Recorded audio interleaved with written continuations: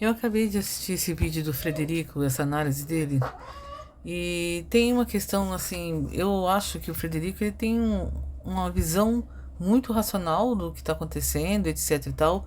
Porém, eu não sei, eu não sou da área dele, mas assim, eu acho que, na minha humilde opinião, alguma coisa está escapando para ele. Por quê? Por quê? Porque, veja bem, essa questão do que ele coloca sobre a questão econômica, sobre essa neura, né, com esse déficit, etc e tal, ele tem razão. De fato, parece que há um, um culto, né, a um determinado mecanismo que não pode ser mexido, etc e tal. Mas será que de fato é só uma crença? Será que essas pessoas estão fazendo isso? Essas pessoas, eu digo, aquelas pessoas que estão no poder, né? Não podemos nos esquecer que as pessoas que colocaram o Lula na cadeia são as mesmas que tiraram o Lula da cadeia. E o que significa que o Lula e o PT, se eles não faziam parte do sistema, agora eles fazem, né? E se bem que eu acho que eles sempre fizeram parte do sistema, só que eles tinham a pretensão de se tornar um partido único no poder, de se perpetuar no poder. Então, essas pessoas que orquestraram essa volta dele aqui no Brasil, porque sinceramente, a cada dia que se passa, eu duvido cada vez mais de que o Lula realmente foi eleito por conta dos fracassos, né, das aparições públicas dele, que não consegue juntar muita gente, né? Então, dá-se a entender que houve um peso aí do TSE, ou seja, o tribunal que deveria lesar pela nossa democracia, na verdade, burlou ela, né? Em nome da democracia, se é que existe isso, né? Aliás, o regime militar assumiu o poder, deu o golpe falando que era para proteger a democracia, só que com uma pequena diferença. Havia gente na rua pedindo, né? No caso do Lula, ele virou um jabuti que a gente não sabe como ele foi parar em cima daquela árvore, porque ele não consegue ficar na árvore e também não consegue descer da árvore. A gente percebe ele, como cabo eleitoral, tá todo mundo fugindo dele.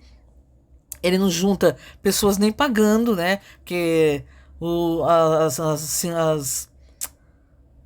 sindicatos, etc., não conseguem juntar muita gente para ele falar. É um fracasso atrás do outro, o que denota que ele não tem mais a popularidade que ele tinha antes. Mas ele foi tirado da cadeia para supostamente derrotar o outro que tem essa popularidade para justificar a retirada do outro do poder, né? Então a gente percebe essa manobra, a gente percebe essa manobra ainda mais quando a gente vê o Alckmin vindo como vice e vendo o Lula como um cavalo de Troia, né? Mas aí isso é outro assunto. O que eu quero dizer é o seguinte, que o que está acontecendo no Brasil parece ser um Ctrl-C, Ctrl-V do que vem se passando nos Estados Unidos, né? A ascensão do Trump, a ascensão do Bolsonaro, a queda do Trump, a queda do Bolsonaro, a invasão do Capitólio, o suposto golpe aqui do 8 de janeiro, golpe com velhinha, criança, mulheres, que não existe, todo mundo sabe que não existe golpe sem a participação das Forças Armadas, mas essa narrativa foi amplamente divulgada pela mídia. E a mídia faz vistas grossas para o fato de que pessoas sem foro privilegiado foram condenadas a 17 anos de prisão por vandalismo. Não por golpismo, ou muito menos terrorismo, mas um puro e simples vandalismo, que merece punição sim, mas com certeza não é de 17 anos de cadeia, dado pela Suprema Corte, que não cabe recurso, né? Então, o que a gente percebe quando houve aquele problema lá Vidas Negras Importam, tentaram aqui a nossa imprensa, né, criar o crime de racismo no Carrefour, tentando imitar, como se houvesse um Ctrl-C, Ctrl-V, Ctrl-C, Ctrl-V. Quando a gente olha para nossas políticas identitárias, tem um Ctrl-C, Ctrl-V das políticas americanas, o que nos sugere que o que está acontecendo neste país é orquestrado lá nos Estados Unidos, pelo mesmo partido, os democratas, né? Que, como todo mundo sabe, como o Jonas Manuel já falou muito bem, tem um bando de otário aqui, ai, a Kamala, Kamala, Kamala, sendo que os interesses dos Estados Unidos não são os nossos interesses. Nunca foram e jamais serão, né?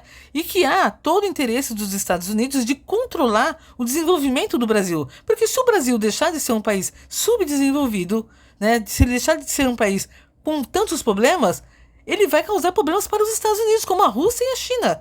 Qual é a diferença do Brasil, Rússia e China? A diferença é que a Rússia tem um estadista. Podem falar o que quiserem do Putin. Ah, ele matou gente, ele fez isso, ele fez aquilo. Mas o homem é um estadista, né? Ele está defendendo os interesses da Rússia, né? Pode-se falar o que quiser do regime chinês, mas o regime chinês é para a China. Ele está fazendo o possível e o impossível para tornar a China uma superpotência. Claro que a questão da ditadura, ela é uma questão que não vai permitir com que a China alcance seu objetivo, porque não se pode confiar num país que tem uma ditadura, que não tem transparência, né? Então, como já dizia Churchill, a democracia republicana liberal é o pior dos regimes, mas não há nada para se colocar no lugar. Né? Por quê? Porque a democracia republicana liberal, assim como todo e qualquer modo de filosofia, ideologia, etc., depende do ser humano. E aí vem a tal da natureza humana. Mas me parece, nessa fala do Creeper, do Frederico Creeper, que ele ignora o fato de que o que se passa aqui, não basta que nós brasileiros nos rebelamos contra isso. Não basta que nós brasileiros votamos as pessoas certas. Se quem está de fato fazendo isso com o Brasil, porque a nossa classe política é bandida e mercenária. Ela não é só uma questão de corrupção. Nós temos um problema mais grave do que isso. Além do crime organizado, nós temos políticos mercenários. Aliás, esses políticos mercenários da Venezuela é que permitiram a Venezuela chegar nesse fundo do poço que ela se encontra hoje. E vou dizer mais. É do interesse dos Estados Unidos que o Brasil tenha um governo igual ao da Venezuela, que quebre o Brasil. Porque o sonho dos americanos e do europeu é acabar com o nosso agronegócio.